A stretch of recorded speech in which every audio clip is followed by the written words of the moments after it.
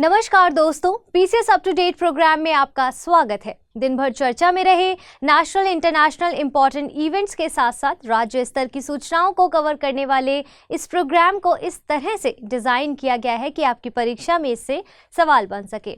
हमें उम्मीद है कि सभी पीसीएस परीक्षाओं के लिए प्रोग्राम बेहद उपयोगी साबित होगा। तो आइए खबरों की शुरुआत करते हैं।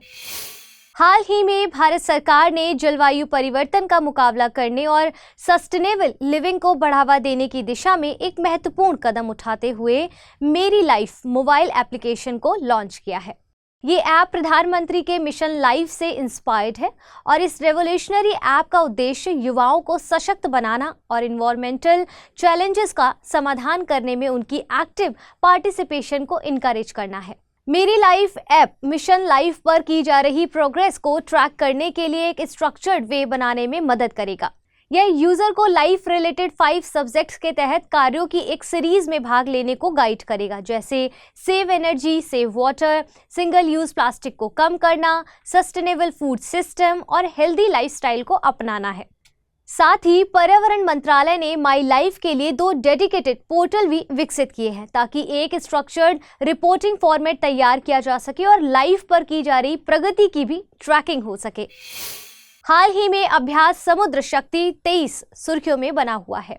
अभ्यास समुद्र शक्ति 23 भारत और इंडोनेशिया के बीच एक बिलैटरल नेवल एक्सरसाइज है। इसका 4th एडिशन 14 से 19 मई 2023 के बीच इंडोनेशिया के बाटम में आयोजित हो रहा है।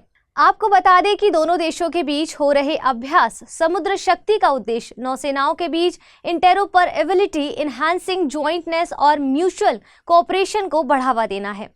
इस नवल अभ्यास सत्र में भारत की ओर से आईएनएस कवरत्ती, डोर्नियर समुद्री गश्ती विमान और चेतक हेलीकॉप्टर पार्टिसिपेट कर रहा है। इंडिया इंडोनेशिया के नौसेना अभ्यास के हार्बर फेज में दोनों देश एक दूसरे के वॉरशिप की विजिट करेंगे। सब्जेक्ट मैटर एक्सपर्ट एक्सचेंज किए जाएंगे और दोनों देशों के बीच स्पोर्ट रिलेटेड एक्टिविटीज भी आयोजित की जाएगी। साथ ही दोनों देशों के नौसेनाओं के बीच हाई लेवल इंटेरोपरेबिलिटी और समुद्री क्षेत्र में शांति और स्थिरता के लिए शेयर्ड कमिटमेंट को डिस्प्ले करेंगे। हाल ही में ministry of housing and urban affairs ने कचरा प्रबंधन के लिए मेरी लाइफ मेरा स्वच्छ शहर नाम से कार्यक्रम शुरू किया है। केंद्रीय मंत्री हरदीप सिंह पुरी ने 15 मई को इस राष्ट्रव्यापी अभियान की शुरुआत की है। इसके तहत RRR यानी कि रिड्यूस, रीयूज और रिसाइकिल को अपनाकर पूरे शहर में अभियान चलाया जाएगा। लोगों के पुराने कपड़े, जूते, किताबें और खिलौने, प्लास्टिक की वस्तुओं और इलेक्ट्रॉनिक सामान जैसी गैर जरूरी इस्तेमाल की चीजों को लिया जाएगा ताकि उन्हें रिसाइकिल कर शहर को कचरा मुक्त बनाया जा सके।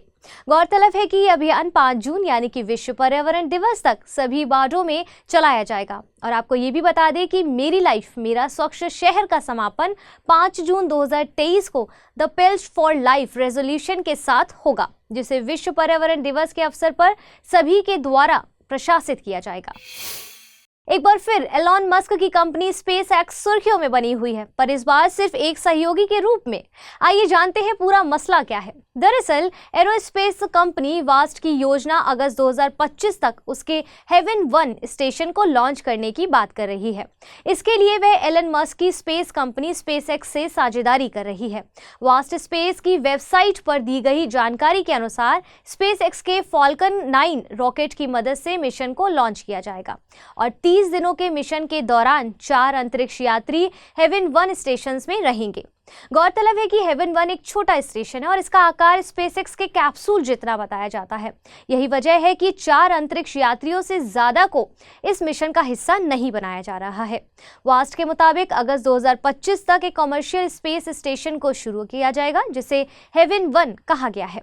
जब यह स्पेस स्टेशन काम करने लगेगा तब स्पेसएक्स के क्रू ड्रैगन व्हीकल पर 4 अंतरिक्ष यात्रियों को हेवन 1 पर भेजा जाएगा। सभी अंतरिक्ष यात्री हेवन 1 स्पेस स्टेशन पर लगभग 30 दिन बिताएंगे और खास बात यह है, जो यात्री अंतरिक्ष में जाना चाहते हैं उन्हें सीट्स खरीदनी होंगी।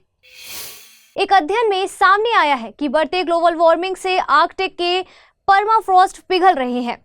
जिससे उसके नीचे दबे हजारों कंटेमिनेटेड एरियाज को अनस्टेबल होने की संभावना है, जिससे पूरे क्षेत्र में जहरीले पदार्थ फैल सकते हैं। दरअसल आर्कटिक जो एक निर्जन क्षेत्र माना जाता है, अनगिनत औद्योगिक एस्टेब्लिशमेंट से पटा पड़ा है।